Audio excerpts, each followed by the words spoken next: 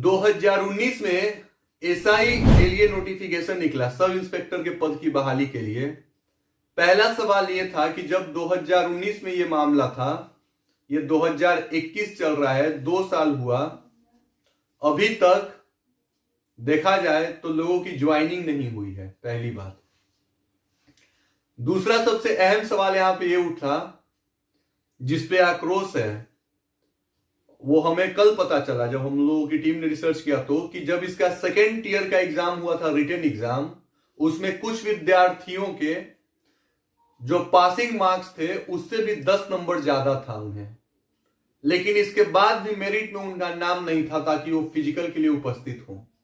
इसके लिए कुछ स्टूडेंट्स थे जो लोग पहुंचकर आयोग के सामने प्रदर्शन करते हैं, चेयरमैन से मिलना चाहते हैं, और चेयरमैन के दफ्तर जाते हैं तो उनको इंतजार करवाया जाता है। फिर चपरासी कहता है कि आप अपना दरखास्त लिख कर दे दीजिए, चेयरमैन साहब इसका जवाब देंगे लेकिन आपसे मिलेंगे नहीं। ये बिहार की बदहाल कार्यकारिणी की कहानी है, ध्यान से सुनिएगा, आप तमाम दर्शकों के सामने है। यकीन है कि कोई और पत्रकार इतना बारीकी से इन तमाम चीजों को नहीं बताएगा। तो सेकेंड ईयर्स का जो एग्जाम हुआ, एग्जाम का रिजल्ट निकला, रिजल्ट में जिन भी कैंडिडेट्स के पासिंग मार्क्स से भी 10 नंबर 15 नंबर ज्यादा थे, पहली बात कि उनके मेरिट में नाम नहीं थे ताकि वो फिजिकल के लिए अवेलेबल हो जिस डेट में फिजिकल हो, पहली बात। सबसे अहम बात यहाँ पे डाउट ये हुआ कि इसके बाद जब स्टूडेंट वहां पहुंचे और चाहे कि हम चेयरमैन से मुलाकात करें, अपनी समस्याओं को रखें, तो उन्होंने वो मिले भी नहीं इनसे। तो ये दूसरा सबसे अहम बात है कि मिले क्यों नहीं। बची कुची कसर जो है कोरोना पेंडेमिक के दरमियान निकला, जब 22 मार्च से 12 अप्रैल के तिथि को मुकर्रर किया गया फिजिकल के लिए। लेकिन फिजिकल तथाकथित रूप से जो हमने कल कहा था, फिर से दोहरा रहा हूं कि 6, 9 और 12 अप्रैल के तारीख को फिजिकल कंडक्ट करवाया गया। और इसके पहले एक मैसेज जाता है बीपीएसएससी, इस बार यकीन है मैं सही बोल रहा हूं, यही है ना बीपीएसएससी, इनके निर्देशक के द्वारा मैसेज जाता है लोगों तक कि जो लोग कोरोना के कारण, उस वक्त लॉकडाउन लगा हुआ था, उस वक्त कोरोना पीक पे था, कोरोना का ग्राफ बढ़ रहा था, लेकिन जो लोग नहीं पहुंच पाए हैं उनके लिए एक अलग से डेट निकलेगा। ये ऑन द रिकॉर्ड में बात कर रहा हूं, कोई भी बात ऑफ द रिकॉर्ड नहीं है। एक डेट निकलेगा, उस डेट में वो तमाम कैंडिडेट पहुंचेंगे और वो अपना फिजिकल फिर से देंगे।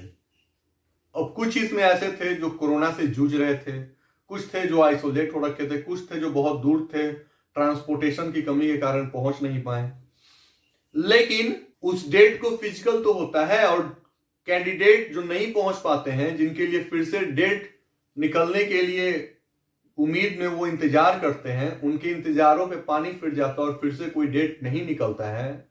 अधिकारी से बात होती है जीतन राम मांझी की, तो वो बताते हैं कि गलती से मैसेज चला गया था। ये सबसे बड़ा स्कैम है एक तरीके का, कि अधिकारी से मैसेज गलती से कैसे जा सकता है। और दूसरी बात उन्होंने ये कहा कि जितनी संख्या थी, जिन विद्यार्थियों को लेना था, उनका सिलेक्शन हो चला है। तो दूसरा सबसे बड़ा सवाल ये निकलता है कि जो सेकेंड टायर के रिटन एग्जाम क्वालिफाइंग है, उन सभी को फिजिकल देना था। अगर उसमें से आपातकालीन समस्याओं के कारण, इसको नेचुरल कैलामिटी ही बोलेंगे, इसके कारण वो नहीं पहुंच पाते हैं, और जो लोग पहुंचते हैं उन्हीं से उन लोगों का सिलेक्शन हो जाता है, तो हम कैसे मान लें कि एसआई जो भर्ती है मामला, ये निष्पक्ष तरीके से हुआ है, पाक साफ तरीके से हुआ है। अब इसमें राजनीतिक रंग की एंट्री होती है। देखिएगा, अभी नेता प्रतिपक्ष तेजस्वी यादव हैं, आरजेडी की सरकार अभी विपक्ष में है। वो हमेशा बोलते हैं कि बेरोजगारी पे बात करते हैं, शिक्षा पे बात करते हैं, चिकित्सा पे बात करते हैं। ये मामला पता नहीं कब से चल रहा था, लेकिन सुर्खियों में हमारे पास ये मामला 2 दिन पहले आया, जब विद्यार्थियों के, आप जैसे लोगों के मेल्स हमारे पास आए, जब हम लोग तय तक जाने की कोशिश किए, जीतन राम मांझी के पीए से जब बात हुई हमारी, तो पता चला कि कुछ कैंडिडेट वहां आए थे उनसे मिलने के लिए। तब ये मामला हम लोगों के संज्ञान में आता है। अब यहां से फिर कान खड़े होते हैं और सवाल ये उठता है कि अगर इतना दिक्कत, इतना समस्या बिहार में चल रहा है तो फिर वहां पे विपक्ष क्या कर रही है? विपक्ष का काम है सरकार के कार्यकारिणी पर सवाल खड़ा करना। अभी तक एसआई बहाली मामले में तेजस्वी यादव ने सरकार को न घेरा है और न उन्होंने सरकार से सवाल पूछा है।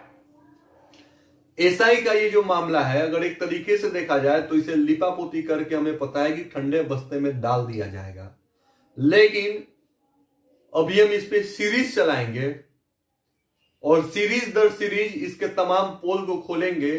दूर से जो दिख रहा है दरअसल वैसा है नहीं। अगर सेकेंड टीयर्स के एग्जाम के रिजल्ट भी डिक्लेयर नहीं होते हैं पाक साफ तरीके से, फिजिकल के एग्जाम के रिजल्ट भी पाक साफ तरीके से डिक्लेयर नहीं होता है, कुछ विद्यार्थियों का और भी संगीन आरोप है कि पैसा लेकर के सीट को बेचा भी जाता है। कोशिश यही करेंगे कि जब तक सांस है, जब तक ईमानदारी कायम है, तफ्तीश किया जाए, इस उम्मीद के साथ कि मेरा कोई सगा नहीं है जो एसआई की बहाली में गया हो। हमें खुद एसआई की नौकरी नहीं चाहिए, हम अपने काम से, हम अपने प्रोफेशन से खुश हैं, लेकिन कोशिश यही होगी अब जॉब एटर्नल की टीम की कि वो इसके तह तक जाए। इस एपिसोड को आपके बीच में लेकर आने का मकसद, मोटिव यही है कि एपिसोड संज्ञान आया है, देर आए लेकिन दुरुस्त आए।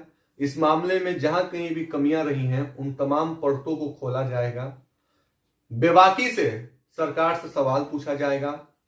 अगर आप अपनी राय, अपना विजुअल, अपना वीडियो, अपना बाइट, कुछ भी आप अपना भेजना चाहते हैं तो डिस्क्रिप्शन बॉक्स में जाइए, वहां लिंक है, जुड़िए।